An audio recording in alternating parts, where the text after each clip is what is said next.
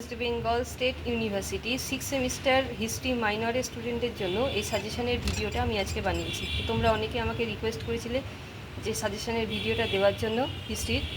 তো দেখে নাও, 10 মার্কসের জন্য তোমরা পড়বে নেপোলিয়ান বোনাপার্টের সংস্কার, তাকে কি বিপ্লবের সন্তান বলা যায় কিনা, মেটার্নিক ব্যবস্থা কি, তা ব্যর্থ হওয়ার কারণ, হিটলার তথা নাৎসি দলের উত্থানের কারণ, তাকে কি দ্বিতীয় বিশ্বযুদ্ধের জন্য দায়ী করা যায়, 1848 সালে ফেব্রুয়ারি বিপ্লবের কারণ, সঙ্গে ফলাফলটাও পড়ে রাখবে, অনেক সময় সাব পার্ট হিসাবে দিয়ে দেয়।